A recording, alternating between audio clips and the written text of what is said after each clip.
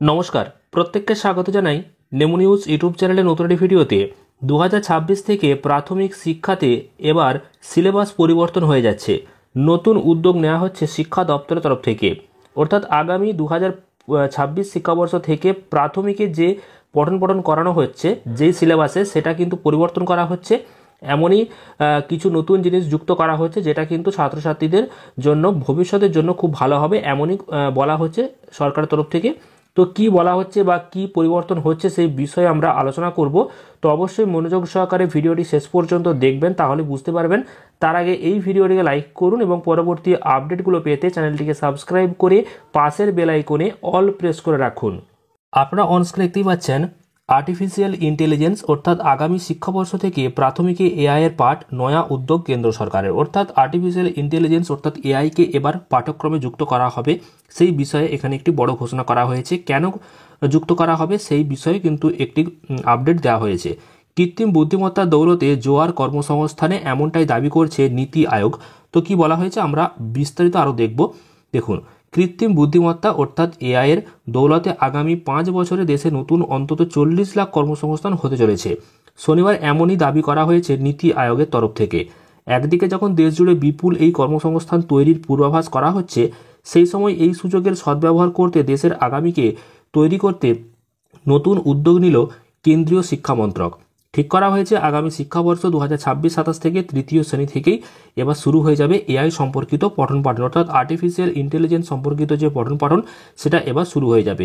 সম্প্রতি নীতি আয়োগের যে সিইও তিনি বলেছেন যে এআই অর্থনীতিতে কর্মসংস্থান তৈরির রূপরেখা শীর্ষক এক দলিল পেশ করেছে, যেখানে দেখানো হয়েছে এআই কিভাবে কর্মক্ষেত্র, কাজ, কর্মী এবং কর্মপদ্ধতিতে ব্যাপক বদল আনছে। বলা হয়েছে ভারত এক অত্যন্ত গুরুত্বপূর্ণ মোড়ে বর্তমানে দাঁড়িয়ে রয়েছে। এআই নির্ভর ভবিষ্যতের জন্য দেশের যুব সমাজকে তৈরি করতে সাহসী ও পরিকল্পিত অ্যাকশন প্ল্যান নেওয়াটা অত্যন্ত প্রয়োজনীয়, যে কারণে জাতীয় এআই ট্যালেন্ট মিশন চালু করার প্রস্তাব দিয়েছে থিঙ্ক ট্যাঙ্ক, যাতে শুধু দেশ নয় বিশ্বে দাপট দেখাতে পারে দেশের ভবিষ্যৎ প্রজন্ম। অর্থাৎ গোটা বিশ্বে দাপট দেখাতে পারে ভবিষ্যৎ প্রজন্ম, তার জন্য বর্তমানে এআই যে বিষয় সেটাকে কিন্তু পঠন পাঠনে যুক্ত করার একটা চিন্তাভাবনা চলছে। এই লক্ষ্যেই একেবারে বুনিয়াদী স্তর থেকে পড়ুয়াদেরকে তৈরি করতে চাইছে কেন্দ্র সরকার, যে কাজ শুরু হয়ে যাবে আগামী শিক্ষাবর্ষ অর্থাৎ 2026 সাল থেকেই। এই প্রসঙ্গে কেন্দ্রীয় শিক্ষা মন্ত্রকের রাষ্ট্রমন্ত্রী ডক্টর সুকান্ত মজুমদার ফোনে বলেছেন যে আগামী দিনে মানব সভ্যতার সবথেকে বড় সম্পদ হতে চলেছে এই আর্টিফিশিয়াল ইন্টেলিজেন্স অর্থাৎ এআই। স্বাভাবিকভাবেই আমরা এই দিকে কিছুতেই পিছিয়ে পড়তে চাই না। পড়ুয়ারা যাতে এই এআই সম্পর্কে প্রাথমিক ধারণা নিতে পারে, সেই কারণে এই উদ্যোগ আমরা নিতে চলেছি। 2026-27 শিক্ষাবর্ষ শুরু হতে এখনও বেশ কিছুটা সময় বাকি রয়েছে, আর এখন থেকেই আমরা এই চিন্তাভাবনা করে নিয়েছি যাতে করে পরবর্তী শিক্ষা ব্যবস্থা থেকে আমরা এটাকে যুক্ত করতে পারি। এছাড়াও প্রাথমিকভাবে শিক্ষকদের এআই পদ্ধতির সঙ্গে মানিয়ে নেওয়ার কাজ শুরু করা হয়েছে। সংবাদ সংস্থাকে কেন্দ্রীয় স্কুল শিক্ষা সচিব সঞ্জয় কুমার জানিয়েছেন, আমাদের কাজটা খুব একটা কঠিন নয়, কারণ 2-3 বছরের মধ্যে আমরা এই প্রযুক্তির সঙ্গে পড়ুয়া এবং শিক্ষক শিক্ষিকাদেরকে মানিয়ে নেব এবং দ্রুত যাতে শিক্ষক শিক্ষিকা এবং ছাত্রছাত্রীরা শিখতে পারে এই পদ্ধতিটা, তাতে আমরা নজর দেব।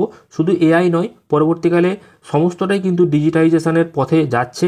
তাই স্কুলগুলোর যে বেতন জমা দেওয়ার যে ব্যবস্থা সেটাও কিন্তু এবার ইউপিআই নির্ভর, অর্থাৎ অনলাইনে যে বেতন সেটাও কিন্তু দেওয়া যাবে। অর্থাৎ সম্প্রতি যে ঘোষণা দেখা যাচ্ছে কেন্দ্র সরকারের তরফ থেকে, সেটা পরিষ্কার বোঝা যাচ্ছে যে আগামী দিনে এআই বা ইন্টারনেট এবং এই যে টেকনোলজি, এই টেকনোলজিকে ব্যবহার করে যাতে ছাত্রছাত্রীরা ভবিষ্যতে এগিয়ে যেতে পারে এবং বিশ্বে একটা দাপট দেখাতে পারে, সেই দিকেই কিন্তু এবার ভবিষ্যৎ প্রজন্মকে যে তৈরি করার চেষ্টা চালানো হচ্ছে, তো চেষ্টা চালাচ্ছে। তো এই সম্পর্কিত আপনাদের অবশ্যই মতামত কমেন্ট করে জানাবেন, আর পরবর্তী গুরুত্বপূর্ণ আপডেটগুলো পেতে অবশ্যই চ্যানেলটিকে সাবস্ক্রাইব করবেন। এছাড়াও ভিডিওটি ভালো লাগলে প্রচুর পরিমাণ লাইক এবং শেয়ার করে দেবেন। ধন্যবাদ।